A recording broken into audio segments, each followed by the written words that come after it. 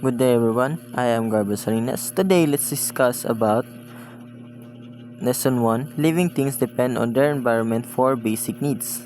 But first, let's discuss about the learning outcomes for this lesson. The learning outcomes for this lesson is number 1, identify the basic needs of human, plants, and animals such as air, food, water, and shelter.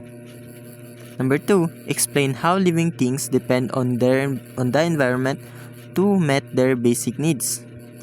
Number 3, recognize that there is a need to protect and conserve the environment. Now let me ask you a question. What do we need to live?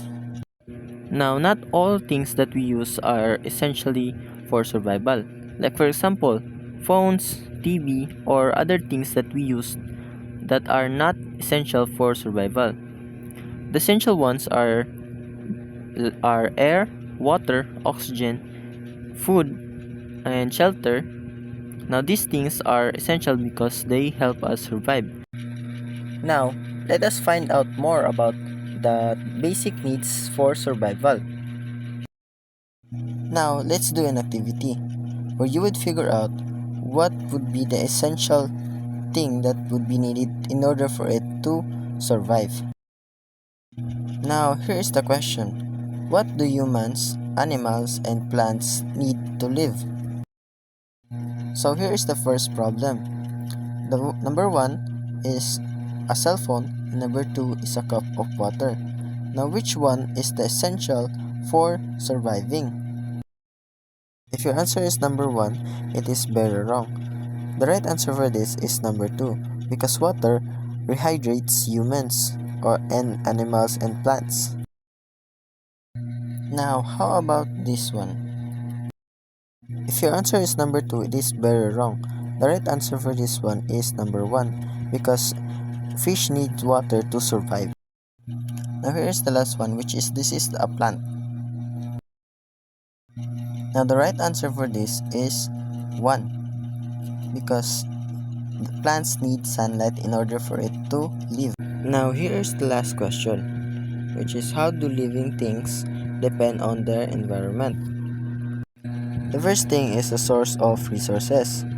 The environment provides essential resources such as water, air, sunlight, and nutrients that living things need to survive. The next one is habitat. The environment offers a habitat or place for living things to live and find shelter. The last one is interactions. Living things interact with their environment to other living things in it to obtain food and meet other needs. Now that is all from my part of this lesson. Now I'm gonna pass this lesson on to Miss Lani Samson. Good day everyone, I am Lani Samson and our topic today is living things depend on their environment for basic need.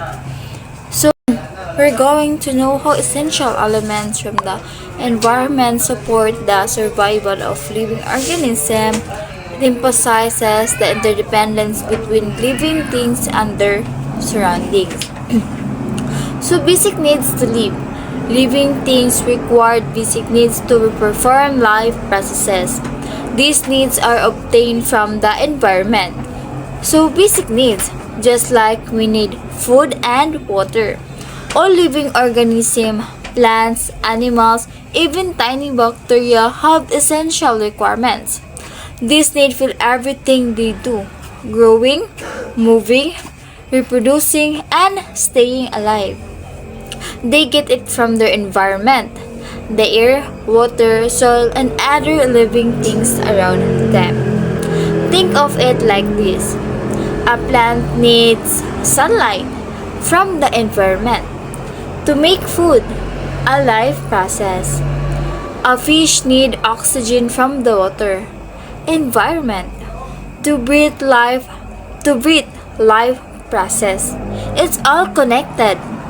Living things have basic needs to perform life process.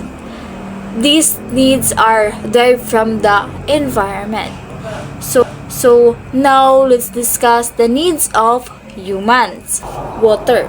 Human need water for drink because 70% of human body is water. So water is vital. Our bodies are mostly water, about 70%. So we need to drink water to stay hydrated and keep everything functioning properly. Water helps transfer nutrients and oxygen to our cells and remove waste product. Water help regulate our body temperature through sweating. Next is shelter. Human need shelter to protect them from harsh element of nature. Shelter provides protection. We need shelter to shield us from things like extreme heat, cold, rain, and snow which could harm us. Shelter provides a safe and secure environment where we can rest, sleep, and store our belongings. Shelter can protect us from disease-carrying insects and animals.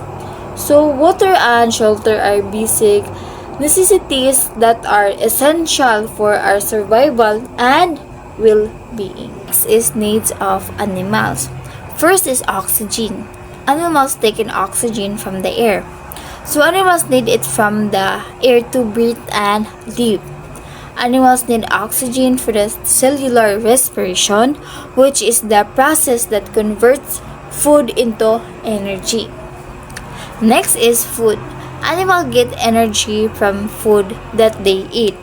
So, like what I said earlier, that food give energy for animals, not even animals, also in humans and plants. Next is resting place. Land animals need resting place like cave and tree trunks. So land animals need spot like cave or trees to rest and stay safe. Resting place can help animals regulate their body temperature, especially in term weather condition. Is needs of plants. Carbon dioxide and water. Plants need this to produce food in the presence of sunlight. So carbon and water for food. Plants use carbon dioxide and water to make their own food, but they need sunlight to do it.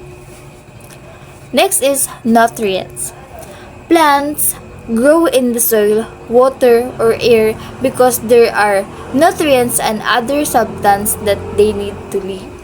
So nutrients are essential. Plants grow in soil, water, or air because these environments contain nutrients and other substances they need to survive and thrive. Next is protecting our environment.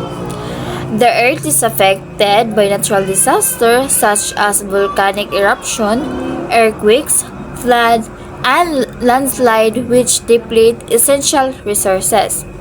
Human activities include vehicle emission, mining, industrialization, and urbanization. Also significantly harm the environment. This change impact living organisms, leading to extinction due to habitat destruction from practices like slash and burn in agriculture. It is our responsibility to protect and manage the environment that provide for our basic needs. Natural climate change and typhoons drastically affect available resources and wipe out habitat organisms. So natural disaster and human activities deplete earth resources, harming living organisms and leading to habitat destruction. Throwaway culture increase waste, making it our responsibility to protect our environment. Climate change and typhoons further threaten resources. It's our job to take care of environment. By taking responsibility for our action and adopting sustainable practices, we can protect and manage the environment for ourselves and future generation. Before I end this discussion, can you do a research about the carbon dioxide oxygen cycle and important phenomenon the use of gases by living things? And that's all. Thank you.